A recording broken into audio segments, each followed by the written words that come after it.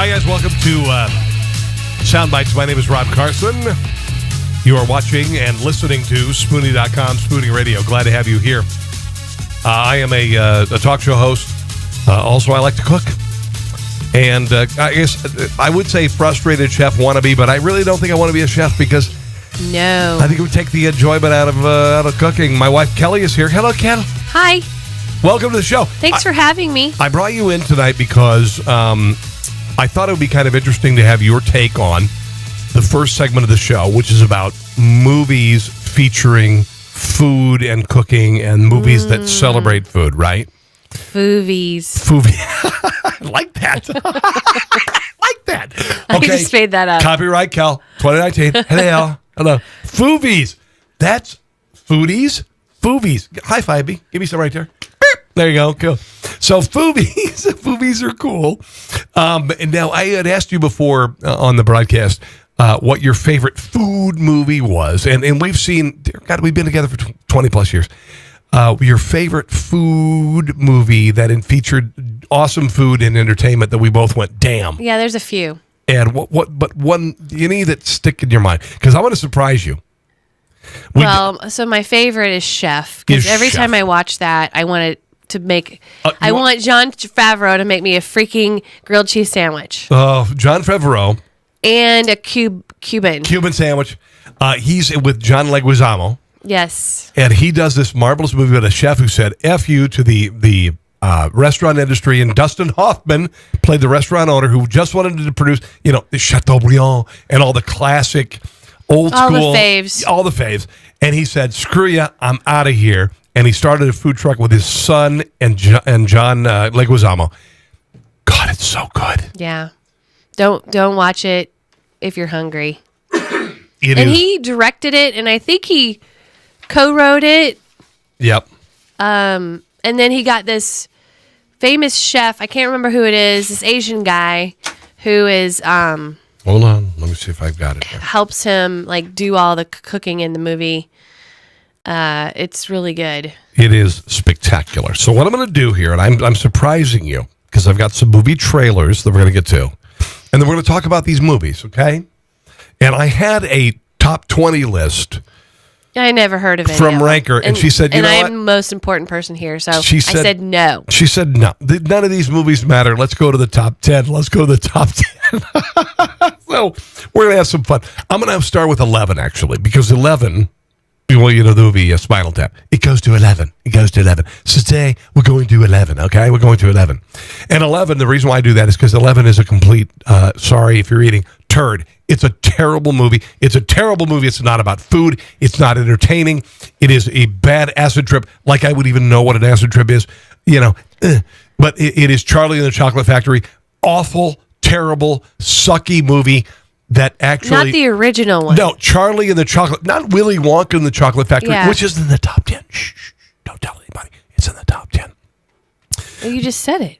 I just told you. And I think everyone heard. In the top 10. It's in the top 10. I don't think when you say don't tell anyone. But I didn't tell you what rank it was. I know it's not number one. Well... Because I know what number one is. You do? You told me. I did not tell you what number... Yeah, you did. Did I? Yes. All right, whatever. Act like you're surprised. Okay. Act like you're surprised. Fake it, in other words, which you've done many times. Hey! I'm a woman, so.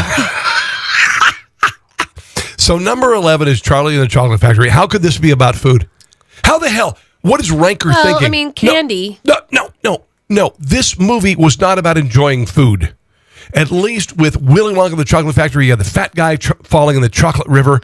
You had the girl blowing up like a blueberry. We had the kids licking the wallpaper. We had, that was about food. Remember the kids? I wanted so much when I was a kid to go into that room with all that candy and that giant. And I wanted to fall in that chocolate river, even if it meant being sucked through a pipe. I don't care. I remember when I was a little boy. And I got you, tell everybody, we got an auction. We got an autographed photograph with all the cast members except for Gene Wilder. Yeah, he didn't sign it. And I guess maybe he wasn't there, but all the kids signed it. Yeah. It's great. I love it. It's in my office. It's in my office upstairs. It's that movie was about food. And this came around when you and I, as Generation Xers, we were in the height of our candy craze. And so even that scene of who can make the sun rise, and he went through and he was going into the candy shop. Oh my God! Yeah, it was so good. Yum. Charlie in the Chocolate Factory was terrible, and that ranker would put this in a top 11. Let's just go on because that doesn't even deserve it. Bye. You're wrong, I think ranker. they were. There was nothing enjoyable about that movie. There was nothing enjoyable, and it certainly didn't mean anything about food. It was this little guy who played 1,000 different characters, and it was awful. And Johnny Depp, what the hell? How could you eat anything looking at Johnny Depp? All you have dressed like him for Halloween a couple times. Okay, all right. So no reservations. But he was in another movie that I think is in the top 10. We'll find out in just a moment. So, Good Burger. I don't even know. Yeah, you're not at the Shaquille O'Neal. Let's just go. No reservations. I saw that. Catherine Zeta-Jones. It was. You know what? It was Aaron Eckhart from what? Aaron Brockovich, right? Yeah, I mean he's been in a lot of stuff. He was in the movie Batman. He was in the Batman movie. He was Two-Face. Oh yeah, but he was also in the movie with the Irish guy who Lannis is. Are you having a brain fart? Yes. There was one about Washington D.C. falling and then London falling. Oh yes. He was the president. It was Olympus falling. Yes. And then the other one. But you know what? And here's the problem with that movie. Did you see it? Yes, I saw it with you. Okay, it's not really about food. Okay, it's about their relationship. Yes, and it doesn't really make you want to go out and just eat. And I didn't believe he was a chef because I knew him as a cook, even though Jon Favreau made me feel like he was a chef. It didn't make me feel like he was a chef. Okay, so number 8 is Disney's The Princess and the Frog. No, I don't see that. Kinda.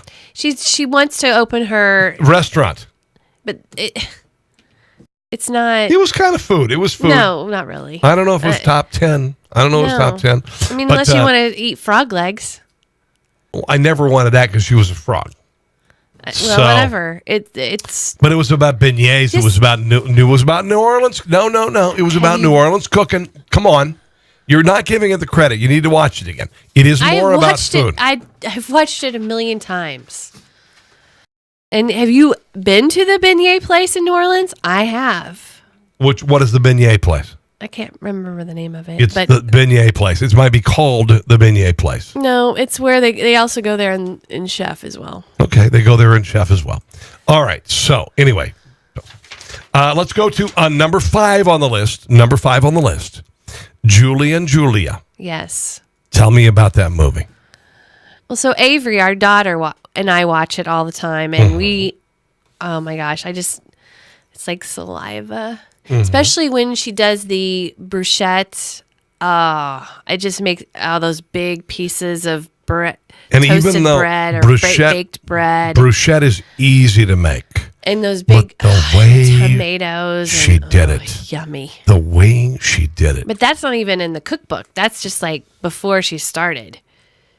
Yeah. And I wanted to with Avery get the cookbook for her birthday and do some of that and make some of those dishes. Well, the thing about Julia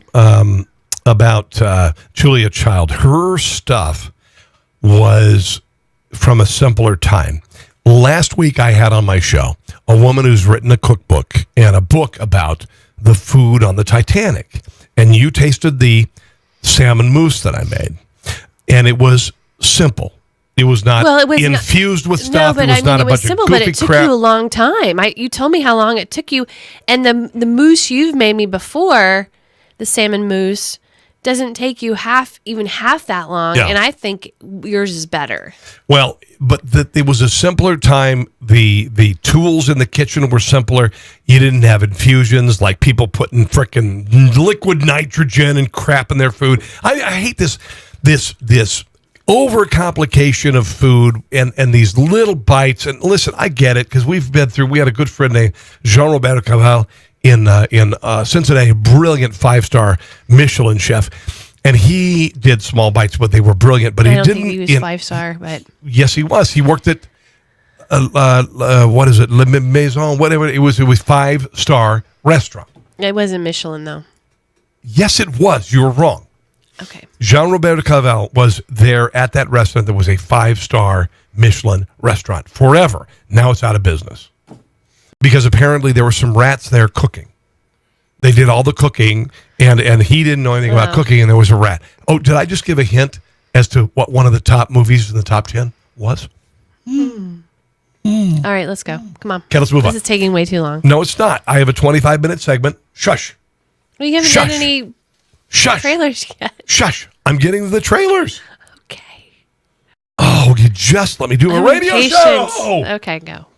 It's not radio, though, by the way. Yes, it is. It's radio and TV. Spoonie.com is radio. My YouTube channel is video. Spoonie.com, Spoonie Radio, is radio. Oh, okay. Oh, dear Lord. You know, isn't it so nice? I'm learning a lot. Isn't it so nice? I'm really learning a lot by being on this program. That she knows so much about what I do. Isn't it nice? Mm-hmm. Okay. Number 6 is Big Night, Isabella Rossellini, Minnie Driver, Tony Shalhoub. Do you remember that movie? Yes, and I was really disappointed in that movie. Why? Because it was so hyped, and everyone who saw it, they were like, "Oh, you're going to be so hungry when you watch it. Oh my gosh, you're going to be. It's just tantalizing." Blah, blah, blah. I didn't think it was that. I didn't think it was that great. I thought the acting was great. I thought, the casting was good, but I didn't really care for the food aspect of it. You didn't think it was that big a deal? No, but maybe I should watch it again. I don't know. From what I remember, it's been a while since I watched the movie. I thought it was equal parts great food, great cooking, and equal parts drama. I thought it was great food, but at the same time, I thought there were some other things about it that I don't know. I thought it was pretty good. I thought it was pretty good. The food aspect wasn't the best part. I didn't think. Okay, well, you missed they had this one scene where they made this cake with pasta. It was incredible. I saw the whole thing. All right. Let's talk about Chef now. Chef. And let's do this. We're gonna go ahead and play the trailer for the movie. Jon Favreau, who directed how many Iron Man movies? The first one for sure. A bunch of different movies. He's directed a ton of movies. Jon Favreau, who started originally as Monica's boyfriend in the 1990s for a brief period of time. He was supposed to be Chandler. He was in Swingers in the 1990s. My generation. Thank you very much. Favreau, I love Favreau. I think he's spectacular. This movie was a fantasy movie for me because you know how I feel about cooking, and I would love to do. I don't want to be a chef, but I would do a freaking food truck tomorrow. I would do a food truck tomorrow. You could do a food truck. I know I could because I freaking rock it. So anyway, Jon Favreau in the 2014 comedy. He was also in there with John Leguizamo. And it was Sofia Vergara was in it. Sofia Vergara. I forgot about that. She was so good.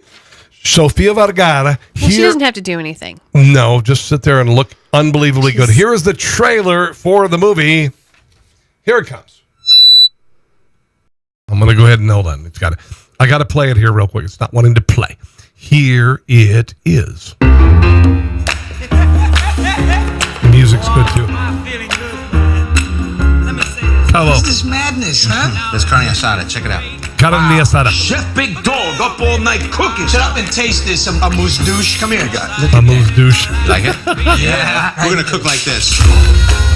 We're being reviewed by the most important critic in the city. Now suddenly you're going to be an artist. Well, be an artist on your own time. It's my restaurant. The kitchen is my domain. That was our deal. The deal is now changed. Either you stay or you go. Dustin You fire me now? No, I'm telling what I'm prepared to do.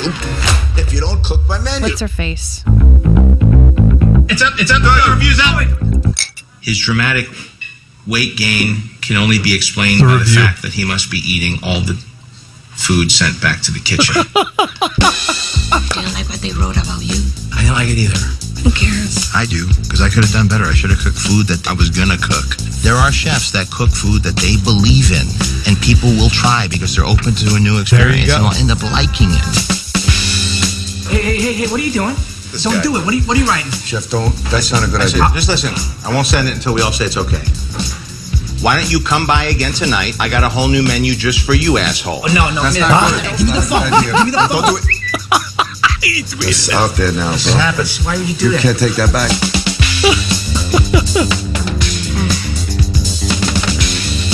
Dad, did you post anything since last night? You gotta be kidding me. Wow.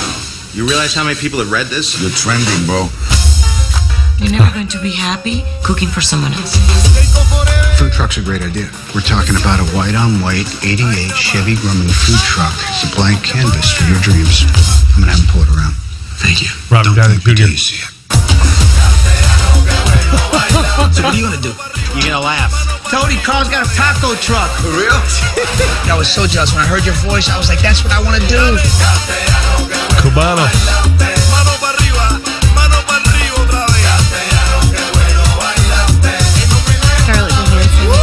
Scarlett Johansson. Oh my God in heaven. I get to touch people's lives with what I do, and I love it. What? You're old enough to be your father.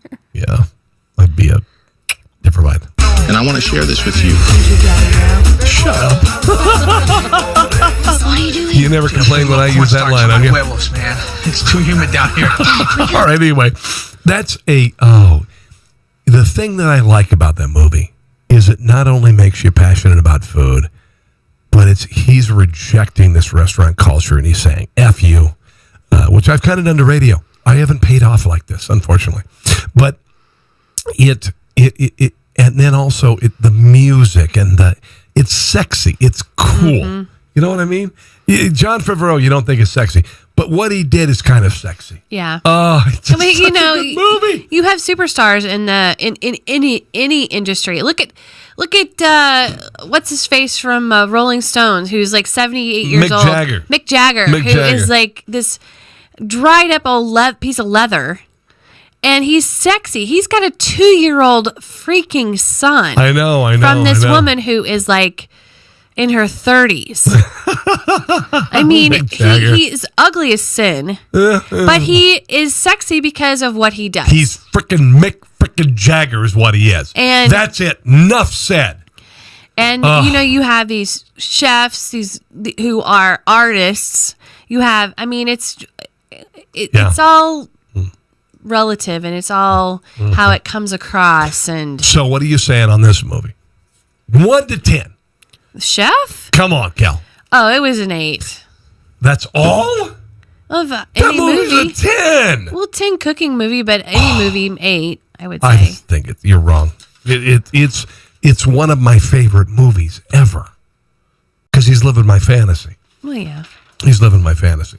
Okay, so we just saw this, about a month and a half ago? This is a movie called Chocolat. And then, while it may be a little cliche, because it is about Johnny Depp, Judi Dench, Alfred Molina, among others, woman comes into a town. Wait, where's the French woman? Why is she not on there? Binoche? Is it Binoche? Julia Binoche. Yeah. Is that it? Okay. I think so. So why is her name on there? I don't know. It's just right. It's a list from Ranker. But this Juliette Binoche you got this oppressed town dominated by the Catholic Church and a priest, and she comes in and she brings the. Well, it's not the priest. It's the city manager or mayor or whatever who is repressed Alfred sexually. Molina. He's like repressed sexually, right?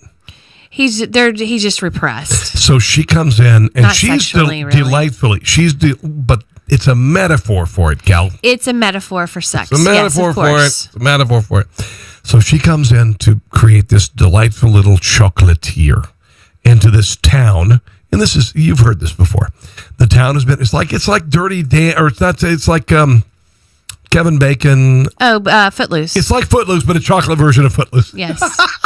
And you want to eat chocolate. You want to eat the hell out of chocolate. And oh my gosh, yeah. All right, here's a little bit of the trailer from Chocolat. See this movie. It's wonderful. It's like 20 years old. Is it that old? Yeah. No. Well, yeah, you're right. It's 2000. We just saw it the other day. Here it is. This is a time of abstinence, reflection. Abstinence, above reflection. all, a time of sincere penitence. Once upon a time, there was a town that had grown cold from tradition. Until a woman came along. Who the hell are you? We hear about the patisserie. We'd like to rent it.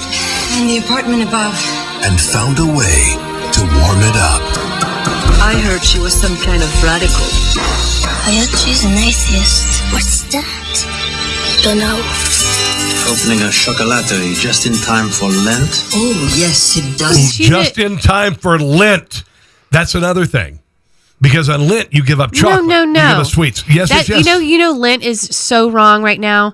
People think you give up stuff for Lent. You're not supposed to give up stuff for Lent. Oh, really? You're supposed to help out for Lent. You're supposed to volunteer. Well, that's the original concept of Lent. Well, this is the thing. It's about giving something up. It's not giving anything up. It's helping out. A little bit more from the trailer. Inappropriate.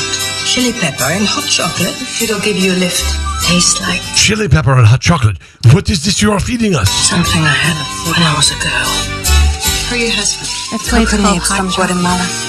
Hot chocolate. Yeah, baby. Spanish. You've obviously never met my husband. You've South obviously American. never tried these. South American. So anyway, Spanish, Hispanic. this movie, I thought, and you and I watched it for the first time the other night. No, about a month Avery. No, I watched it with you. Yes, I did. Okay. You watched it with our daughter first. What? I watched the movie with you. Okay. Anyway, It's a great movie. It was a delightful movie. So watch Chef first, and then for dessert, watch Chocolat. Okay. Number 2 on the list is Willy Wonka and the Chocolate Factory. We've already been there. It's wonderful. The original one. The original one. It is about food. It was all of our fantasies. You to lick wallpaper that tasted like whatever, to have a never-ending gobstopper that featured roast beef and all of this stuff. It was a fantasy. No, that was the gum. No, the never. Yes. What was the never-ending gobstopper? It was just a gobstopper that never ended. It was like a gobstopper that never stopped. It's like one of those things that you eat that takes forever to eat them. Jawbreaker? Okay. Here is the number 1 movie according to Ranker. It is, ladies and gentlemen, Ratatouille. Now, Ratatouille, that scene in the end where the restaurant critic tasted the ratatouille and went to his childhood in seconds was brilliant. Peter O'Toole. Oh, my God in heaven. That was brilliant. And everybody has done that. Everybody's had some sort of a dish that they've eaten and takes them back to their childhood, for sure. The scene also where he had the strawberry and the cheese and he was watching the fireworks. I love that. Oh my gosh, and I could taste that. I mean, really, I know. the flavors and the narrative and the what he was saying and I'm not even going to play the trailer. I'm not going to play the trailer. We don't need to add to that. That movie, when you look at just everything, and also, the chef who had passed and they were selling out and whoring out his legacy with all these bad products, and then the meal that they put together, and then they ultimately brought the critic in, and the critic saw the rats cooking, and it was okay because they went ahead and, spoiler alert, 20 years later or whatever. But that was, do you believe that's the number 1 food movie? I guess. I mean, I don't know. I really thought Chef should have been number 1, but yeah, and Julia. But this was maybe it's because it's a younger generation. I don't know, the way they animated flavor, and there was something magical about the movie. Because it wasn't a real movie, so you had to use your imagination, and you had to, whatever they were saying and whatever they were, the emotions that they were eliciting. Well, it was wonderful. Thank you for joining me tonight, Kel. Thank you for having me. You are welcome. You have a little schmutz right here. Can I get it off? No. What do we have tonight? We had little sliders that I just threw together. Oh, no, I had the matzo ball soup that one of your coworkers or somebody brought in. Shelby at work. It's so great. If you get a chance to share food with your friends at work, Shelby is half my age. She brought in matzo ball soup. How was it? It was pretty good. It was pretty damn good. Not as good as Katz's from New York. But of course. Well, you've been there. And that's closed down. But I got to eat there before they closed down. Hey, guys, got the second half of the show right ahead. I don't know if what is it? Gordon Ramsay rips the snowflake generation. Also, Burger King testing the impossible vegetarian burger. That's coming up, guys. Stick around. My name is Rob Carson. It is Soundbites on Spoonie. Stick around.